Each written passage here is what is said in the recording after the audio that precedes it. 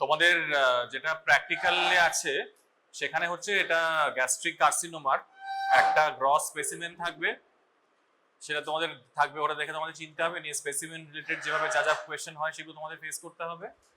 আর second হচ্ছে তোমাদের slide আছে, মানে একটা স্লাইড দেখানো হবে, এই তোমাদের যে হিস্টোলজি সেকশনে একটা স্লাইড থাকবে গ্যাস্ট্রিক কার্সিনোমার, সেই স্লাইডে তোমরা দেখে ডায়াগনোসিস করে এভাবে যেভাবে করে সেভাবে।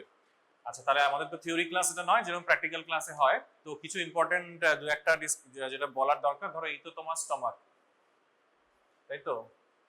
এখানে এই জায়গাটা যদি পাইলোরাস হয় তো পাইলোরাসের জাস্ট আগের পার্টটা হচ্ছে প্রি পাইলোরাস। তো প্রি পাইলোরাস হচ্ছে is the commonest site of gastric carcinoma. Second common হচ্ছে, হ্যাঁ, ওই প্রি পাইলোরাস এই জায়গাটা আর কি। আর এই যে সেকেন্ড কমন হচ্ছে বডি, বডির মধ্যে আবার কোনখান থেকে মোর কমন, লেসার না গ্রেটার? Lesser, lesser. তাহলে lesser curvature of the body second common. First হচ্ছে কি প্রিপাইলোরাস বা পাইলোরিক অ্যান্ট্রাম, যে যেরকম আর কি, এটা হচ্ছে সাইট। আচ্ছা, তারপরে হচ্ছে আমরা এখানে এই ছবিটা we will come to it. First of all তোমরা আমাকে বলো, ওকে এটা দিয়ে স্টার্ট করি। আচ্ছা, এবারে হচ্ছে যে আমাদের টপিক হচ্ছে গ্রস আর মাইক্রোস্কোপি। তো গ্রসলি আমাদের দু রকম ভাবে ভাগ করা হয়েছে, একটা হচ্ছে কি আর্লি গ্যাস্ট্রিক কার্সিনোমা আর কি অ্যাডভান্সড। হ্যাঁ, আর্লি গ্যাস্ট্রিক ক্যান্সার আর অ্যাডভান্সড। আর্লি মানে হচ্ছে up to the mucosa and submucosa, limited to the submucosa, submucosa কখনো ক্রস করবে না। মাসল লেয়ার যদি চলে যাচ্ছে তাহলে অ্যাডভান্সড গ্যাস্ট্রিক কার্সিনোমা। ঠিক আছে? এটা কেন বলছি, কারণ আর্লি গ্যাস্ট্রিক কার্সিনোমাতে আমাদের তিন রকম গ্রস টাইপ হয়, একটা হচ্ছে আলসারেটেড, একটা পলিপয়েড, একটা হচ্ছে সুপারফিশিয়াল। আর অ্যাডভান্সড গ্যাস্ট্রিক কার্সিনোমাতে আমাদের পলিপয়েড একটা আছে যেটাকে আমরা বলি ফাঙ্গেটিং, একটা আলসারেটেড আছে, একটা আছে তোমার কি লাইনাইটিস প্লাস্টিকা বলে। ঠিক আছে? আর একটা আছে কোলয়েড কার্সিনোমা, আর একটা হচ্ছে আলসার ক্যান্সার। এইরকম টাইপস আছে আমরা জানি। এবারে তোমাদের ফর ইউর বেনিফিট যে স্পেসিমেনটা আমাদের থাকবে, এটা তো থিওরি ক্লাস নয়, we are just discussing the practical aspect. যে স্পেসিমেনটা ওখানে আছে যেটা দেওয়া হবে, ইট will be a specimen of কি পলিপয়েড গ্যাস্ট্রিক ক্যান্সার। মানে পলিপ থাকলে তোমরা যেমন স্পেসিফিক্যালি বুঝতে পারছো যে একটা জিনিস প্রোট্রুড করছে into the lumen of the stomach, সেটা দেখে you will be able to understand that there is a mass formation. Ulcer থাকলে, যদি আলসারেটেড হয়, তাহলে whether that is a gastric ulcer or whether that is a malignant ulcer, সেটা তোমরা grossly বুঝতে পারতে নাও পারো। দ্যাট ইজ ওয়াই আমরা ওই স্পেসিমেনটা রাখবো না। ঠিক আছে? এবারে আমাদের for the sake of our discussion আমাদের জানতে হবে যে পলিপয়েড মাস, হ্যাঁ, মানে একটা mass that is protruding into the lumen of the stomach and cauliflower shaped, সেটাকে আমরা বলছি পলিপয়েড। তো পলিপয়েড যখন বলছি যে এটা হচ্ছে পলিপয়েড, হ্যাঁ, তো পলিপয়েড যখন আমরা বলছি তো তখন আমাদের এটা আইডেন্টিফাই করাটা অনেক ইজি হবে, because we are seeing a growth into the lumen of the stomach. সেখান থেকে আমরা বায়োপসি করে আমরা মানে সেখান থেকে আমরা সেকশন নিয়ে under the microscope we can demonstrate. এবার ধরো যদি আজকে কোনো আলসার হতো, other diagnosis is benign, that is your peptic ulcer, মানে গ্যাস্ট্রিক বা ডিওডিনাল আলসার। যদি আলসার হয় তাহলে ওরকম একটা জায়গা থেকে ওরকম একটা গ্রোথ মতো প্রজেক্ট করছেন যে লিউমেন, এরকম হওয়ার কথা নয়। তো you will be able to understand যে এটা গ্রোথ মানে more likely in favour of cancer. এবারে হচ্ছে ধরো if you go to the other types, ধরো এই ছবিটা, ঠিক আছে, এখানে আমরা কি দেখছি, these are the normal gastric folds. এখানটা দেখো লস অফ গ্যাস্ট্রিক ফোল্ড হয়ে গেছে, কিন্তু এখানটা আমরা যদি দেখি তখন আমরা কি স্ট্রেট অ্যাওয়ে বলতে পারবো যে this is a proliferative lesion, মানে দেয়ার ইজ আ পলিপয়েড লিশন? পারছি না তো বলতে। কোথাও কোথাও একটুখানি এক্সকাভেটেড মতো হয়ে গেছে, কোথাও কোথাও একটু বেরিয়ে গেছে। তাহলে this is also another type of lesion, যেটাকে আমরা বলছি আলসারো প্রলিফারেটিভ। একটা জায়গা আলসারেশন, একটা জায়গা প্রলিফারেশন, মানে মোটামুটি এই জায়গাগুলো যদি আমরা দেখি এগুলো there is a proliferation, but then these areas they have gone inside, so it is more like ulcer proliferative. আচ্ছা, এইটা যদি দেখো, এই ছবিটা এখানে দেখো, এটা তো প্রলিফারেটিভ নয়, মানে পলিপয়েড তো নয়, এটা তো আলসারই হয়ে গেছে। তাহলে তোমাদের যেটা কোয়েশ্চেন জিজ্ঞেস করা হবে যে how do you differentiate this kind of an ulcer from a benign ulcer. It's a very important question কি এই আলসারটা ছবি দেখে আমরা কি বলতে পারবো যে বিনাইন আলসার নাকি নয়? পারবো না? পারবো। কি কি পয়েন্টস দেখে পারবো ডিফারেন্সিয়েট করতে বলো? ওরা কি বলে? Rolled up. তাহলে ফার্স্ট পয়েন্ট, এই পয়েন্টগুলো জিজ্ঞেস করা হবে, ওই জন্য এখন ডিসকাস করছি। ফার্স্ট পয়েন্ট হচ্ছে সাইজ। যদি একদম ছোট সাইজের হয়, more likely benign, less likely malignant. এবার একটা আলসার ফর্মেশন হয়েছে, আলসার মানে কি? আলসার একটা বেস থাকবে, base of an ulcer, and it will have a margin. Base of an ulcer and margin. Base যদি নেক্রোটিক হয়, then that is a malignant ulcer. Anything else যদি hemorrhagic হয়, অন্য কিছু হয়, তাহলে that is a malignant, that is a benign ulcer. ঠিক আছে? তাহলে নেক্রোটিক যদি হয়, বেসটা যখন তোমরা দেখবে, এই যে যখন মাইক্রোস্কোপিক্যালি এইখান থেকে সেকশন নেব, যদি it is necrotic, it's more likely in favour of malignancy. তাহলে একটা গেল তোমার সাইজ, নেক্সট হচ্ছে বেস, তারপর ইম্পর্টেন্ট ফিচার হচ্ছে মার্জিন। ও যেটা বলছে মার্জিন নিয়ে, ও যেটা বলছে, the term we are using is rolled out বা হিপড আপ। মানে যদি বিনাইন আলসার হয় তাহলে টার্মটা ইউজ করা হবে পাঞ্চড আউট। পাঞ্চড আউট মানে কি? ধর একটা নর্মাল জিনিস চলছে, ওর মধ্যে থেকে পাঞ্চিং মেশিন দিয়ে যখন আমরা পাঞ্চ করি, তখন কি হয়? হঠাৎ করে একটা জায়গায় একটা হোল হয়ে গেল, but then the other part remains unaffected. Hole হয়ে গেল মানে ওই যে মার্জিনটা তৈরি হলো, the margin is sharply demarcated and in line with the periphery. That is an characteristic of benign gastric lesions, মানে gastric ulcer. যদি malignancy হয় তাহলে মার্জিনটা কিরকম হবে? ওই যে বলছে রোলড আউট বা হিপড আপ, মানে এই দেখো এক্স্যাক্টলি এই ছবিটা, এটা হচ্ছে surface of the benign gastric mucosa. এখানে একটুখানি লস অফ রুগোসিটি হয়েছে, বাট এখানে যে তুমি যে মার্জিনটা দেখছো, এখানে দেখো হিপড আপ হয়ে গেছে, মানে ওটার উপরে চেপে গেছে আর কি। যেখান থেকে তুমি, যেমন তোমরা দেখবে অনেক সময় রাস্তার ধারে ধরো অনেক সময় ওই পুকুর টুকুর যখন ওরা এক্সকাভেট করে না, মানে ধরো একটা পন্ড বানানো হচ্ছে, তখন ভেতর থেকে তুমি মাটিটাকে এক্সকাভেট করে দেখবে ওই মার্জিনের চারপাশে এরকম উঁচু করে রেখে দেয়। তখন কি দেখবে যে সারাউন্ডিং যে নর্মাল ল্যান্ড, ওটার যা এলিভেশন আর ওই যে মার্জিনটা, it is heaped up. Same concept in case of gastric cancer. কি? ভেতরে একটা নেক্রোটিক বেস, সেই base you can consider with the base of the pond. চারপাশে যেখানে হচ্ছে যে সারাউন্ডিং ল্যান্ড যেটা, সেটা হচ্ছে নর্মাল গ্যাস্ট্রিক ফোল্ডস, আর যে মার্জিনটা, সেই মার্জিন ওই যে ওখান থেকে এক্সকাভেট করে যে মাটিটা তুলে এরকম ভাবে চারপাশে রেখেছে, that is the area of the rolled up or heaped up margin. বিনাইনের ক্ষেত্রে এরকম কখনো হবে না, the margin will be sharp and it will be in line with the periphery. তাহলে মার্জিন। আর একটা ব্যাপার আছে, আরেকটা হচ্ছে এখানে দেখবে যে যে গ্যাস্ট্রিক ফোল্ডস গুলো আছে না, ওগুলো সব হচ্ছে যে ইন কেস অফ বিনাইন এগুলো আর কি ওখানে কনভার্জ করবে, ধরো যেখানে আলসার হয়েছে সেখানে সবকটা এসে কনভার্জ করবে, আর এক্ষেত্রে কি হবে? ওখান থেকে রেডিয়েট করে যাবে, মানে এখানে তোমার haphazard arrangement of gastric folds পাবে, মার্জিনটা ওখানে এসে মানে যে ফোল্ডস গুলো এসে যে সবকটা এসে ওখানে এসে এরকম ভাবে কনভার্জ করছে চারপাশ থেকে এসে, সেরকম হবে না। Random radiating arrangement of gastric mucosal folds আসবে in case of malignant ulcer. আচ্ছা দেখো, এটা একটা ভেরি গুড এক্সাম্পল অফ কি বলো কেউ, কি টাইপের ক্যান্সার হয়েছে? পলিপয়েড, তাই না? একদম স্পেসিফিক এখান থেকে উঠে গেছে, there is no doubt যে this is malignancy, there is no doubt confusion with ulcer. দেখো এখানটা কি হয়েছে, এটাকে কেউ বলতে পারবে কি টাইপের? হ্যাঁ, তো কি নাম, কি বলবো এটাকে? কি বলছো? Linitis. More in favour of linitis plastica. কেন? কারণ দেখো পুরো ফ্ল্যাট সারফেস হয়ে গেছে না।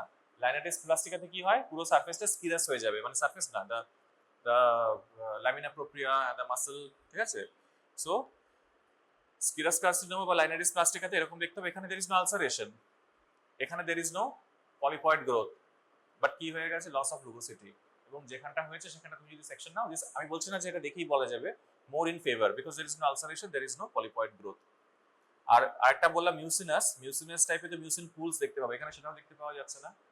মিউসিনাস টাইপে যখন কাটবে গ্রসলি, তখন মিউসিন বেরিয়ে আসবে, সেটাও দেখা যাচ্ছে না। So probably this a case of linitis প্লাস্টিকা।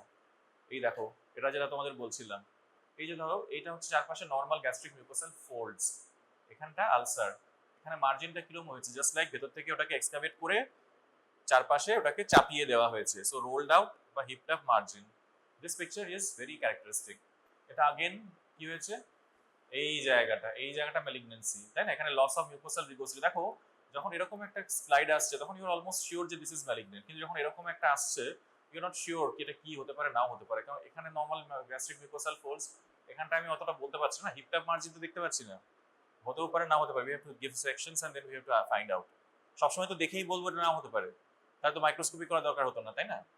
So such type of cases we need microscopy to say what it is. এইসব বাদ দাও, তোমরা জানো। আচ্ছা এটা একটু শর্টে বলে দিই, ইন্টেস্টিনাল টাইপ মানে কি? ইন্টেস্টিনাল টাইপ মানে this is now we are coming to the slide. Intestinal type, diffuse type. Intestinal type মানে there will be formation of glands lined by anaplastic epithelial cells. Intestinal type gland formation হয়েছে। Diffuse type কোনো gland formation হয়নি, the cells have become discohesive, they are loosely scattered. There may be mucin, mucin থাকলে অনেক সময় সেলের মধ্যে যদি mucin ঢুকে যায় we call it signet ring. শুনেছো signet ring কথাটা তোমরা?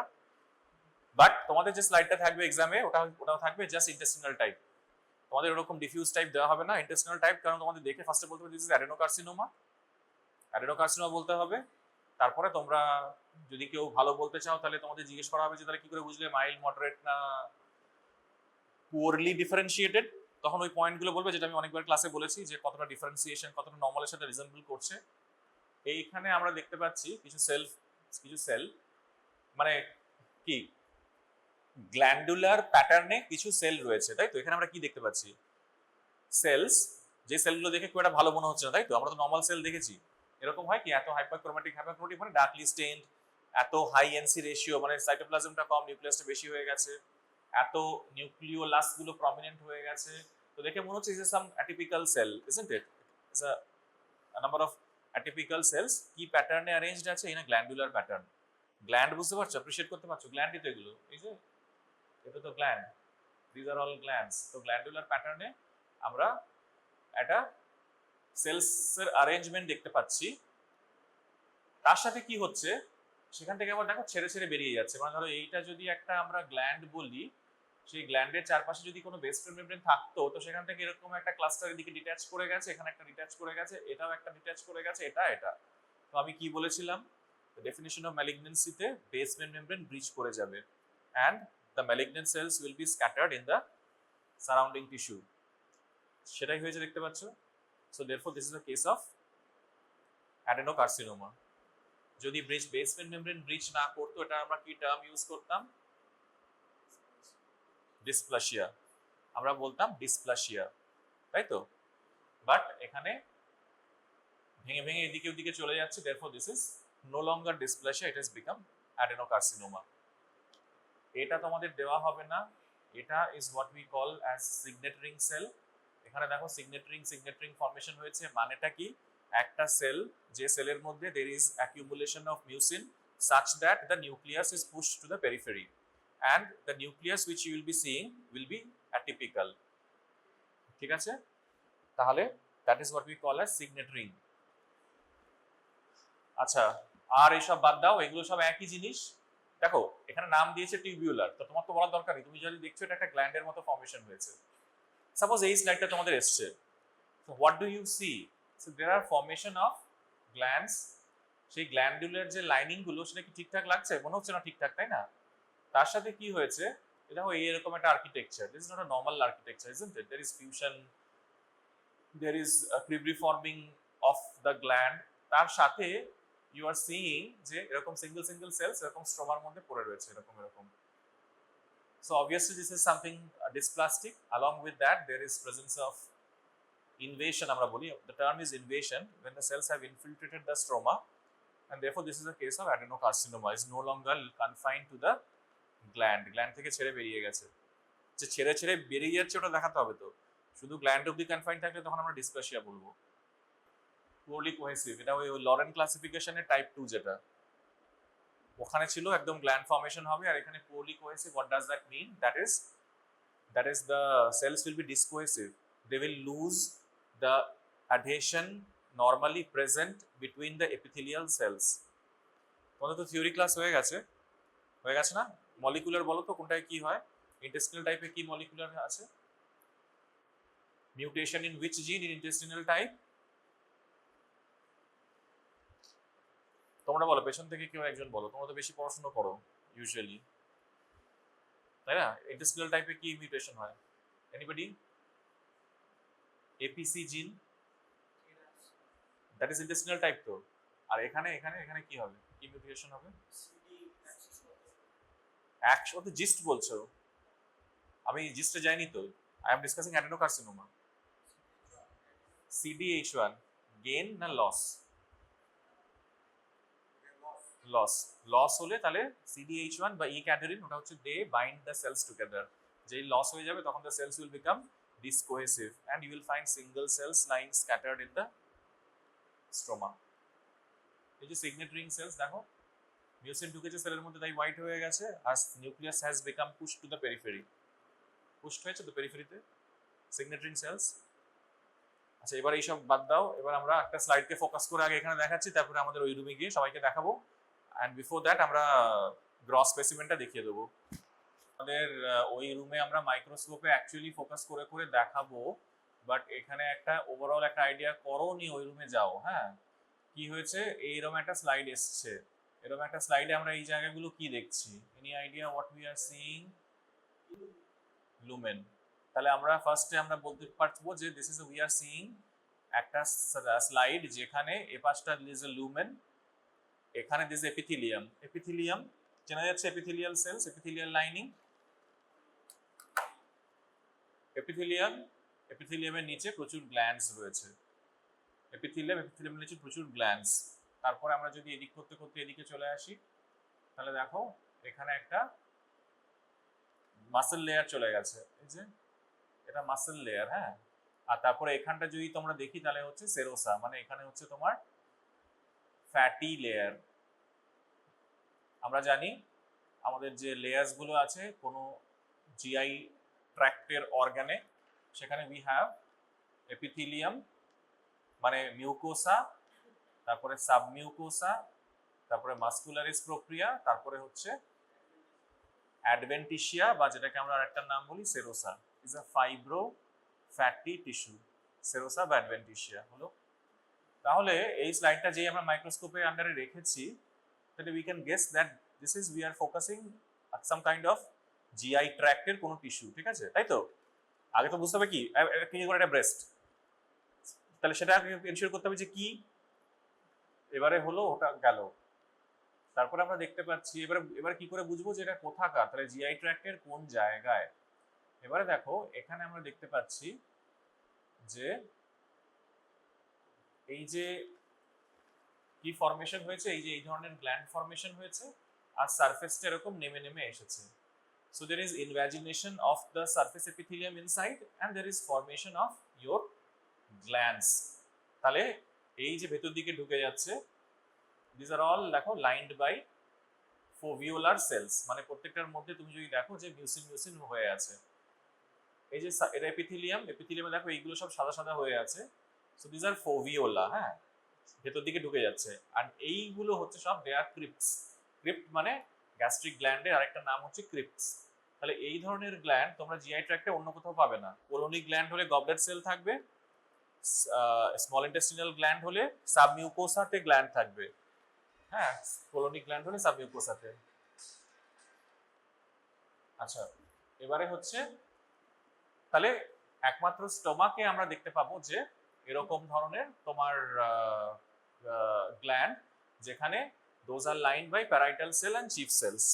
এই যে গ্ল্যান্ড গুলো তো ইউসিনোফিলিক লাল লাল লাল লাল হয়ে গেছে, তো তার মানে those are lined by parietal cell chief cells। আর এটা দেখে যে অর্গানটা যে স্টোমাক সেটা বুঝতে পারবে তো নাকি? এরকম একটা অর্গান গ্লুবেন রয়েছে, তারপর এপিথেলিয়াম এসছে। এপিথেলিয়াম যদি ভালো করে দেখো তাহলে দেখবে ওটা পুরো ফোভিওলার এপিথেলিয়াম। তারপরে তার নিচে তোমার পুরো ওটাকে আমরা বলি ক্রিপ্ট, এত এত ক্রিপ্ট ফর্মেশন হয়েছে। ক্রিপ্টের যে লাইনিং সেলগুলো those are parietal cell chief cell, কখনো অক্সেন্টিক সেলসও থাকবে। তারপর নিচে একটা মাসল লেয়ার দেখবো, তারপর একটা অ্যাডভেন্টিশিয়া দেখবো। So this is all the layers of GIT and this is what stomach would look like. আচ্ছা তাহলে এখন অবধি আমরা এই অবধি বলতে পেরেছি, আর কিছু বুঝতে পারিনি এখানে। এবার আমরা স্লাইডটা দেখবো।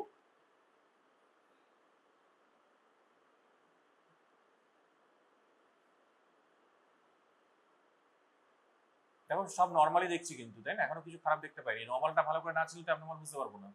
তাহলে দেখো এগুলো সবই নর্মাল, এখানে এখনো অবধি কোথাও কিছু খারাপ পাওয়া যাচ্ছে না।